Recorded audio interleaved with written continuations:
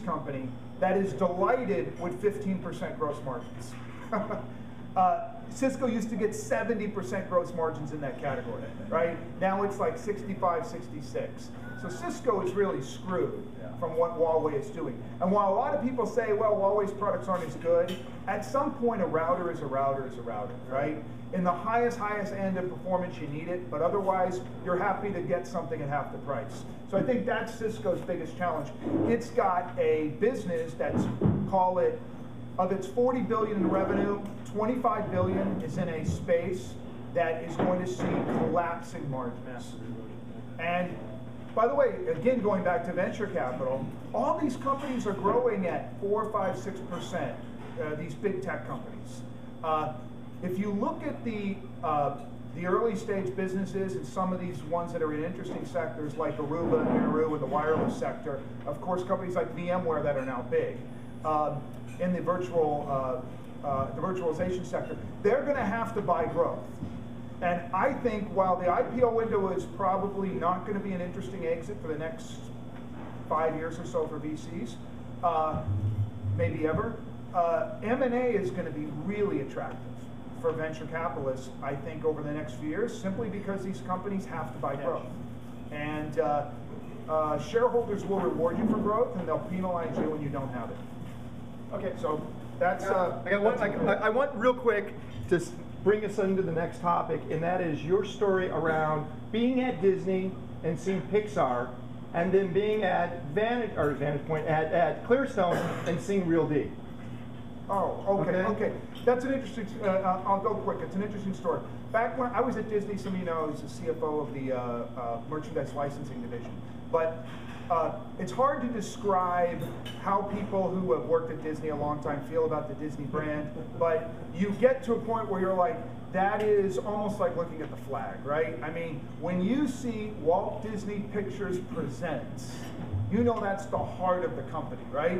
And anything that touches, and by the way, it doesn't touch every film, of course, right? There's Hollywood Pictures, there's Touchstone, Weinstein when they bought that. But Walt Disney Pictures Present is kind of hallowed territory.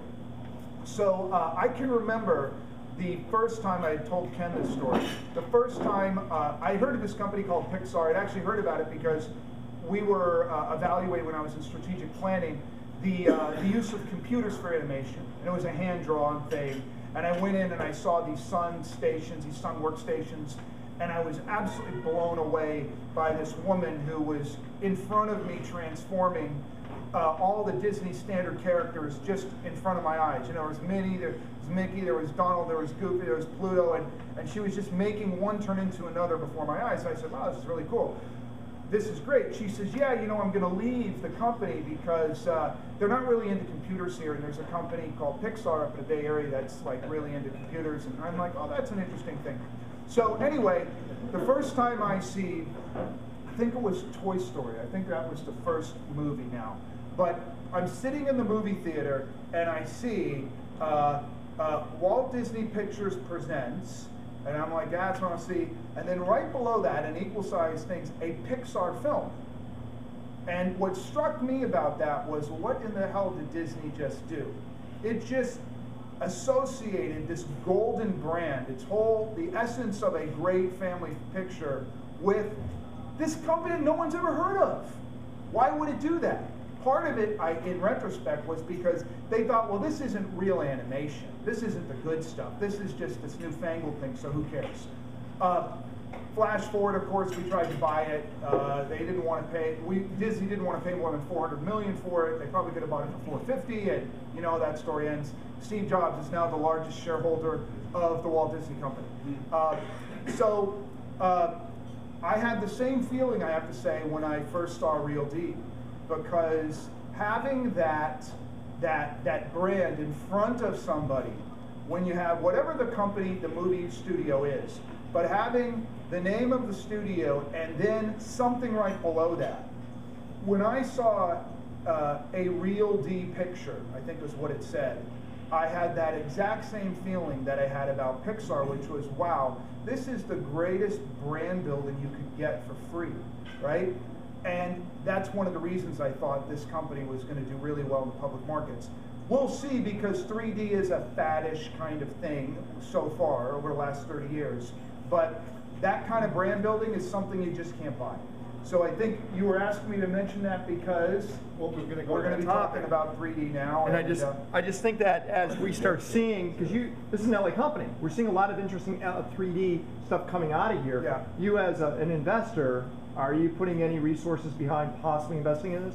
You know what, I think, I wish, but I haven't seen a Real D type company come along, right? I mean, it's hard to find one. But you like the metrics of Real D, right? Oh, I do. Yeah, I do love it. Well, the reason is, of course, you guys know, that company has its equipment in the or in the theaters.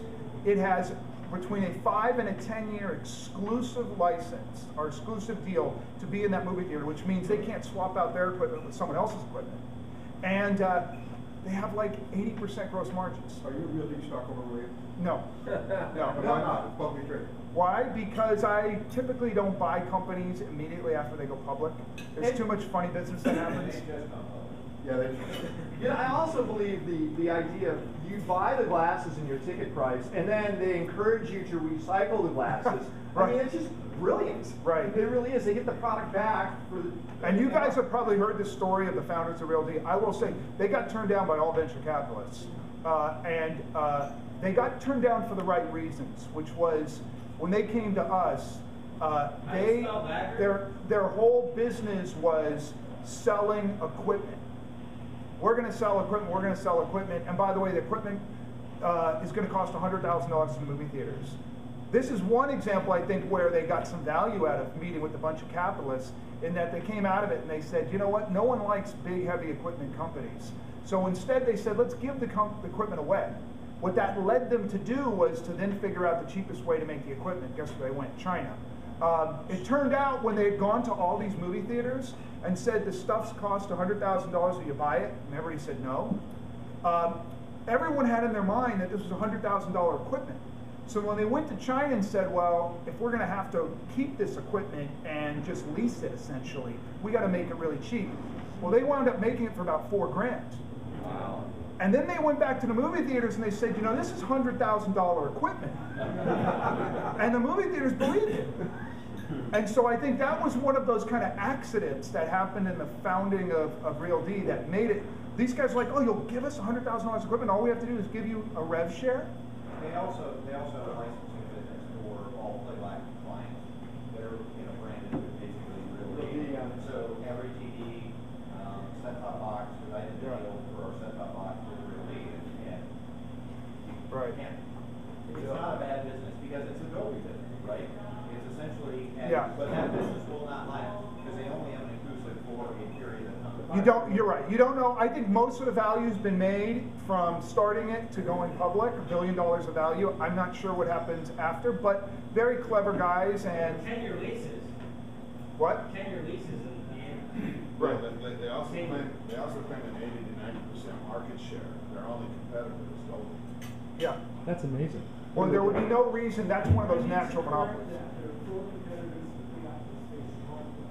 What are the competitors, by the way? In theaters, it's Master Image, Dolby, and no.